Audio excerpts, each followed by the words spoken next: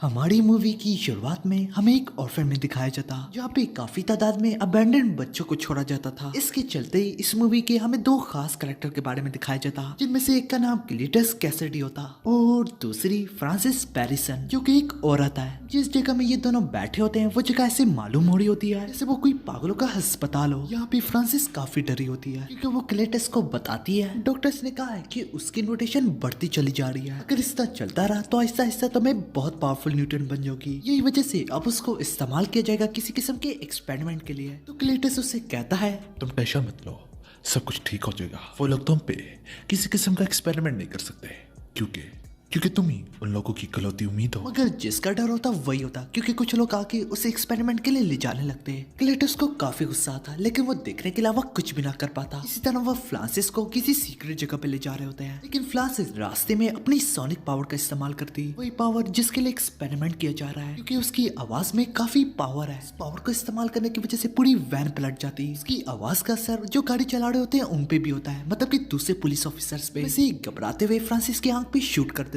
गोली के लगने से ही वो वैन से बाहर गिर जाती। यही वजह से वो पुलिस वाले समझते हैं कि वो मर गई, वो असल में जिंदा होती। फिर उसे अस्पताल से असालम में लाते। असालम में एक डॉक्टर होती जो कि उस पे काफी डिफरेंट एक्सपेरिमेंट कर रही होती। सबके बाद वहाँ पे एक अनजान वर्कर भी होता जो कि फ्रांसिस को कोई न्यूज़पेपर देता और उस न्यूज़पेपर में लिखा होता कि क्लेटस को मौत की सजा देनी चाहिए। क्लेटस नाम का शख्स सीरियल किलर होता मगर उसके खिलाफ कोई ढंग के सबूत तक न होते। यही वजह से अब तक उसे सजाए मौत नहीं दी गई। यही न्यूज एडी ब्रॉक ने छपवाई होती है जो कि हमारे सीरीज का, मेरा मतलब मूवी का मेन कैरेक्टर है। इसी तरह दूसरी सीन में हमें अपने मेन कैरेक्टर एडी ब्रॉक के बारे में दिखाया जाता और उसके साथ एक अनजान डिटेक्टिव भी होता क्योंकि वो अनजान डिटेक्टिव से क्लेटस के बारे में ही सवाल पूछ रहा होता है। तो एडी उसे कहता है मेरा क्लेटस के साथ कोई लेना देना नहीं है। सुनते ही डिटेक्टिव उसे बताता है और वो तो सिर्फ और सिर्फ तुमसे ही बात करना चाहता है। इस पर एडी उसे पूछने लगता आखिर मुझ में क्या खास बात है। इसके जवाब में डिटेक्टिव बोलता है मेरे ख्याल में किसी डेड बॉडी से रिलेटेड कोई बात होगी, जाके एक बार उसे जरूर बात करो। ये कहते ही डिटेक्टिव वहाँ से जाने लगता पर तभी एडी के जिस्म से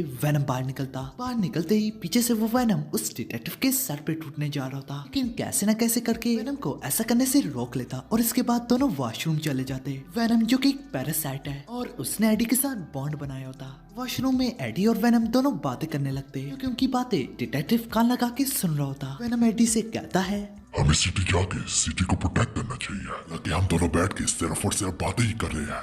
इन सारी बातों के समेत वेनम उसकी बेइज्जती भी कर रहा होता। कुछ समय के बाद एडी उसे कहता है वेनम तुम्हें मेरी रिस्पेक्ट करनी चाहिए, मैं तुम्हारा होस्ट हूँ। दूसरी सीन में हमें दिखाया जाता है एडी ब्रॉक क्लेटस से ही मिलने आया होता।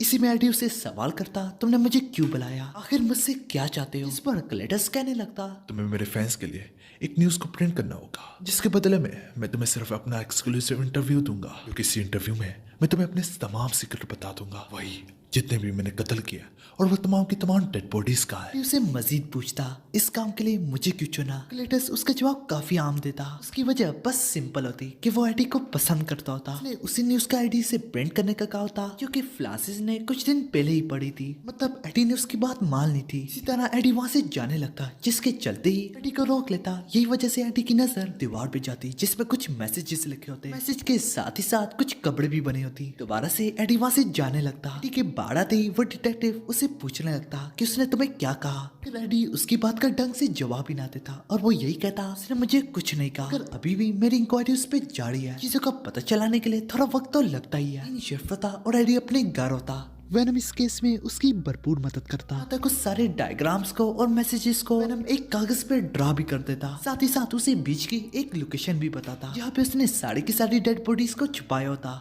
और अगले दिन ही सारी की सारी पुलिस उधर ही पहुंची होती। वहाँ पे पुलिस वाले काफी डेड बॉडीज पाते क्लेटस ने मारा होता है, जिसके चलते एडी से सवाल हो रहे होते क्लेटस अब तुम्हारे बीच में दोस्ती हो गई है क्योंकि इससे अभी तक तुम ही अकेले में मिले हो और क्या तुम्हें ही सिर्फ इन डेड बॉडीज के बारे में बताया। मीडिया में हर तरफ एडी ही छाया होता। इस पर ये बात डिटेक्टिव तक भी पहुंच जाती। डिटेक्टिव को काफी गुस्सा आता कि ये बात एडी ने उसे छुपाई थी। न कुछ होने के बाद क्लेटस को सजाए मौत सुना दी जाती। तरह ये न्यूज फ्रांसिस को भी पहुंच जाती, जो सुनते ही उसे काफी बुरा लगता है जबकि दूसरी ओर क्लेटस को भी ऐसा ही लग रहा होता है कि एडी ने उसे धोखा दिया। के ऊपर हमें सीन शिफ्ट होते हुए दिखाया जाता। वेनम एडी से कहता है हम सारे के सारे बुरे लोगों का खात्मा कर देंगे। वेनम एडी से कहता है मैं मुर्गा खा खा के तंग आ गया हूँ, मैं किसी इंसान को खाना चाहता हूँ। मगर एडी उसे ऐसा करने से मना कर देता क्योंकि वो कहता है तो पहले से क्लेटस के केस में उलझे हुए हैं, अगर कोई शख्स रातों रात गायब भी हो गया तो FBI को हम पे शक हो जाएगा। टॉपिक को लेके दोनों काफी बहस करते और थोड़ी देर के लिए दोनों बाहर जाते और अपना थोड़ा वक्त गुजारते। और तभी कुछ गुंडे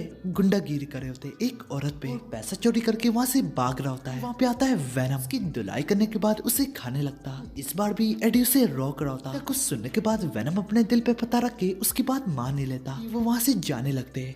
तभी कॉल आती है एन की, एडी की एक्स फियांसे। वो एडी से मिलने का कहती। यूं ही दूसरे सीन में ठीक यही होता। ध्यान तो एन की तरफ होता है लेकिन वेनम उसे हर बात में बातें कर रहा होता। इस तरीके से वो रिएक्ट कर रहा होता तो एन को पता चल जाता कि वो वेनम से बातें कर रहा है। लेकिन एन के पूछने पे एडी यही बोलता है वेनम तो मर चुका है। वेनम उसे ये भी बताती है कि उसकी एंगेजमेंट हो चुकी है। सुनते ही एडी को समझ में ना आता कि वो कैसे रिएक्ट करे। एन सीधा वेनम से बात करती, मुझे पता है तुम अभी भी जिंदा हो, प्लीज एडी का ख्याल रखना। कुछ सुनने के बाद एडी वहाँ से जाने लगता और वो काफी तेज ड्राइव कर रहा होता। इस बार वेनम उसे समझा रहा भी होता है तुम्हें इन बातों पे ज्यादा ध्यान नहीं देना चाहिए कि हम तो काफी बड़े कामों के लिए बने हैं। वो एडी उसे कहता है जो कि तुम्हें कभी प्यार नहीं हुआ तो तुम मेरी फीलिंग्स को भी नहीं समझ पाओगे। लेकिन अगली सुबह वेनम एडी का नाश्ता बनाने में मदद कर रहा होता है। कुछ हैरानकुन देखने को मिलता कि वहाँ पे क्लेटस का लेटर भी आया होता। क्लेटस उसे कह रहा था तुम्हारी वजह से ही मुझे अब सजाए मौत होने जा रही है। साथ वो उसे ये भी बताता है कि अगर मैं पैदा ना हुआ होता तो मेरी ग्रैंड मदर को कौन मारता, साथ ही साथ मेरी मदर को कौन मारता। इससे ये जाहिर होता है कि क्लेटस ने अपनी फैमिली तक को मार दिया। क्लेटस ने मजीद लिखा होता है ये सब कुछ होने के बाद मेरे फादर ने मुझे एक ऑर्फन में भेज दिया। वहाँ के बच्चे भी मुझे मारा करते थे। इसके चलते ही मैं वहाँ पे फ्रांसिस से मिला, इसके पास सोने की पावर्स थी। फिर हमारी दोस्ती होगी और आखिर में हमें प्यार हो गया। लेकिन अब एडी मैं तुमसे लास्ट टाइम मिलना चाहता हूँ। यही वजह से एडी भी उससे मिलने के लिए तैयार होता,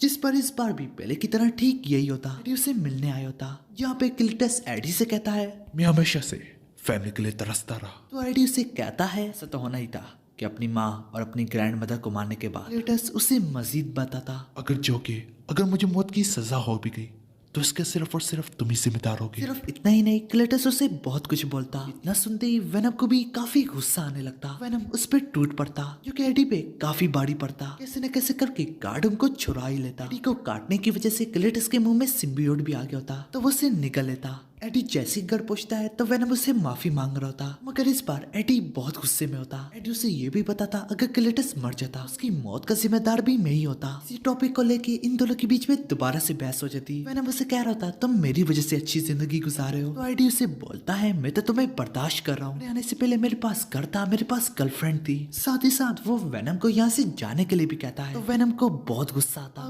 दोनों के बीच में ही लड़ाई शुरू हो जाती। में काफी तबाही होती। एक लंबा ऐसे आता है उस पे किसी किस्म की वेव का इस्तेमाल करके उसे अपने शरीर से बाहर निकाल लेता। जाते जाते वो एडी की बाइक को भी तोड़ देता। इसी में हमें क्लेटस के बारे में दिखाया जाता और उसे लगा के मारने जा रहे होते क्योंकि उसे सजाए मौत सुना दी गई थी। लेकिन उसी इंजेक्शन और सिम्बियोट के टुकड़े की वजह से इसके जिस्म में किसी किस्म का रिएक्शन होता। यही वजह से उसके जिस्म में एक नया सिम्बियोट पैदा होता। इसका नाम कार्नेज होता है। पैदा होते ही वो हर तरफ तबाही मचाने लगता, सारे के सारे पुलिस ऑफिसर्स को मारने लगता और खाने लगता। एक और बार पहले की तरह एडी पे सीन शिफ्ट होता।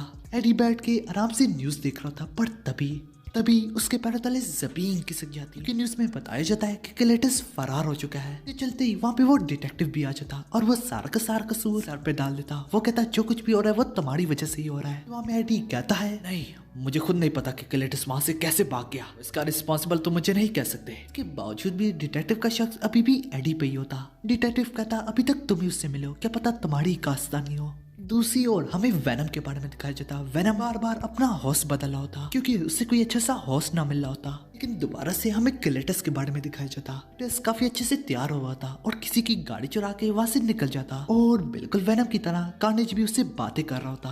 कार्नेज उसे कहता है अभी तक दुनिया में हमारे अलावा सिर्फ एक ही सिम्बियोट है जो कि वेनम है, और इसी तरह अगर हम दोनों मिलकर उसे खत्म कर दें तो पूरी दुनिया में हमारा राज होगा। क्लेटस उसे कहता है सबसे पहले मुझे फ्रांसिस को आजाद करवाना है। इसकी इस बात से वेनम एग्री हो जाता। इसके चलते ही हमें दोबारा से वेनम के बारे में दिखाया जाता। वेनम किसी पार्टी से मजे करके आया होता, लेकिन इसके बावजूद भी उसे एडी की याद आ रही होती। इसके चलते ही हमें दोबारा से एडी के बारे में दिखाया जाता। एडी उसी ऑर्फन में होता जहाँ पे क्लेटस और फ्रांसिस मिलकर रहा करती थी। दरख्त पे कुछ अजीब सा लिखा हुआ मिलता। ये लिखा हुआ वो अब डिटेक्टिव को फोन करके बताने लगता। यहाँ पे क्लेटस अपनी गर्लफ्रेंड की बात कर रहा है। तभी उसे डिटेक्टिव बोलता है फ्रांसिस को तो किसी नए एक्सपेरिमेंट के लिए ले जाया जा रहा है। यहाँ पे डिटेक्टिव उस हादसे की बात कर रहा होता है जो कि पुलिस ऑफिसर ने फ्रांसिस की आंख पे शूट किया था, लेकिन डिटेक्टिव को ये बात नहीं पता होती कि फ्रांसिस अभी भी जिंदा है। इसी में हमें दोबारा से क्लेटस के बारे में दिखाया जाता। वो एक स्टोर में घुस के वहाँ पे लोगों की मार कुटाई करके उनका लैपटॉप ले लेता और उसे हैक करता, फिर फ्रांसिस की लोकेशन निकाल लेता। देखते देखते वो उस अस्पताल में पहुंच गया था। वो डॉक्टर्स को मारता,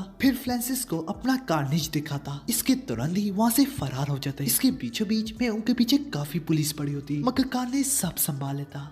अब हमें दोबारा से वेनम के बारे में दिखाया जाता। वेनम काफी ख्वार हो रहा था। आखिर में उसी स्टोर में आ जाता जहाँ पे एडी बार बार जाया करता था। उसी औरत से वो कुछ खाने का मांगता, क्योंकि वेनम ने जब से एडी को छोड़ा होता तो उसने कुछ नहीं खाया होता। जबकि दूसरी ओर एडी को भी पुलिस कस्टडी में लिया गया होता, क्योंकि वो इस बार भी कल रात वाले एक्सीडेंट को एडी पे ही थोप रहे होते, क्योंकि उसके घर के करीब काफी डेड बॉडीज मिली होती। वो डिटेक्टिव उसके आगे कुछ पिक्चर्स रख के कहता मुझे साफ साफ बताओ, लेकिन तुरंत से एडी इंकार कर देता और वो कहता मैं तुम्हें तब तक कुछ नहीं बताऊंगा जब तक मैं कोई एक फोन कॉल न कर। इस पर वो डिटेक्टिव एग्री हो जाता, तो एडी एन को कॉल करता। इसकी बात सुनते ही एन और वो डॉक्टर एडी से मिलने आ जाते। एडी एन को बताने लगता सिटी में जितने भी तमाम के तमाम हादसा हो रहे हैं उसके पीछे क्लेटस ही है, और अब तो एक नया सिम्बियोट भी पैदा हो गया है। लेकिन अब वेनम और मैं भी एक साथ नहीं रहे, तो इसलिए मैं चाहता हूँ कि तुम वेनम को ढूंढो मेरे लिए। वेनम ही अब हमारी आखिरी उम्मीद है जो कि कार्नेज को हरा सकता है। इसके तुरंत ही एन सीधा उस शॉपकीपर के पास आ जाती है। वेनम और ये शॉपकीपर एक दूसरे को जानते भी होते थे, तो अभी वेनम उसी को होस्ट की तरह इस्तेमाल कर रहा है। वो दोनों सीधा मुद्दे पे आते, जिस पर वेनम कहता है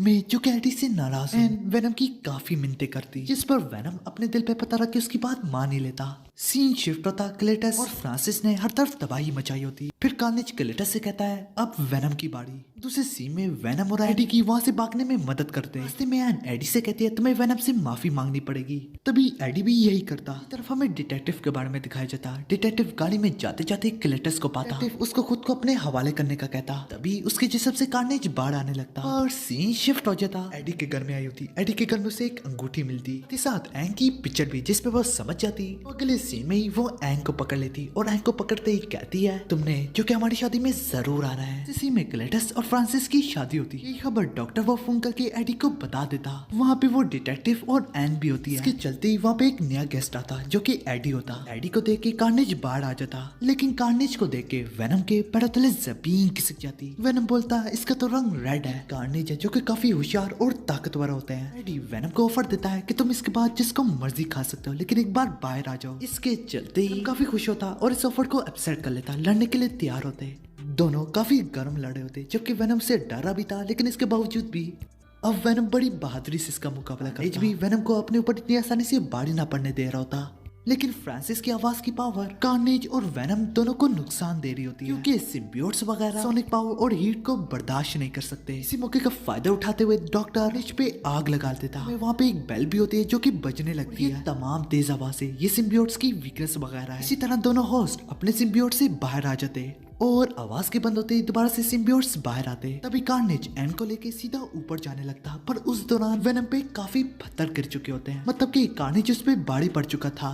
वेनम कहता है इस बार दिखने में लगता है हम ये नहीं जीत पाएंगे, वो कुछ ज्यादा ही ताकतवर है। कि दूसरी तरफ फ्रांसिस को भी कार्नेज कहता है तुम अपना मुंह बंद ही रखना, लेकिन उसकी पकड़ काफी मजबूत होती तो फ्रांसिस का दम घुटने लगता। यही वजह से वो वहीं पे गिर जाती, जो देख के क्लेटस को काफी बुरा लगता, लेकिन चाहते हुए भी वो कुछ ना कर पाता। कार्नेज का उसके जिस्म पे काफी मजबूत कंट्रोल होता, जो देखते ही वेनम एडी से कहता है हमें एक परफेक्ट मैच है, उन लोगों की आपस में भी नहीं बनती। ये देख के वेनम उसे दोबारा लड़ने के लिए जाता। कार्नेज के हाथ में एन होती है, लेकिन इसके बावजूद भी वेनम एक रॉड उसके सर में घुसा देता। एन नीचे गिरने लगती तो कैसे न कैसे करके वेनम उसे बचा ही लेता, लेकिन उस दौरान कार्नेज उस पे बाड़ी पड़ जाता उतने में फ्रांसिस को भी होश आ देती तो वेनम उसे सोने का आवाज निकालने को कहता, लेकिन कार्नेज फ्रांसिस को धक्का देके नीचे गिरा देता। लेकिन तुरंत से फ्रांसिस चिल्लाने लगती। उस सोनिक पावर की वजह से सब कुछ टूटने लगता और दोनों सिम्बियोट भी अपने होश से अलहदा हो जाते। सब कुछ टूटने की वजह से एक बड़ी सी बेल फ्रांसिस के ऊपर गिरती, जबकि वेनम डॉक्टर एन और एडी को सबको बचा लेता। जबकि क्लेटस नीचे गिर चुका होता। कार्नेज दोबारा से उसके साथ जुड़ने जा रहा होता, मगर वहाँ पे आता है वेनम। आते ही वो कार्नेज को खा लेता, फिर वेनम क्लेटस को भी खा लेता। कहीं न कहीं जाके वहाँ पे पुलिस भी आ जाती। एडी के कहने पे डॉक्टर और एन यहाँ से चले जाते। इस सब हादसे में डिटेक्टिव जख्मी तो होता है, लेकिन उसकी आंखें चमकने लगती। यहीं पे मूवी खत्म हो जाती। मूवी के आखिर में हमें पोस्ट क्रेडिट सीन दिखाए जाते, जिसमें वेनम एडी से कहता है क्या हमें एक दूसरे से सीक्रेट्स छुपाने चाहिए। वेनम उसे बताता है वो काफी कुछ जानता है, पर वो चीजें बहुत मुश्किल है तुम्हारी अक्ल से भी। यहाँ पे एडी समझता है कि वो उसे अपने गॉड के बारे में बताएगा, सिम्बियोट गॉड। लेकिन इसके चलते ही टीवी एकदम से फ्लिकर करने लगता और एक जोरदार झटके की वजह से सब कुछ बदल जाता और टीवी में हमें स्पाइडरमैन देखने को मिलता है। मतलब कि इनकी डिमेंशन चेंज हो चुकी है और ये वही वक्त चल रहा है जिस वक्त में स्पाइडरमैन ने मिस्ट्रियो को हराया होता है। अब कंप्लीटली ये मूवी खत्म हो जाती है।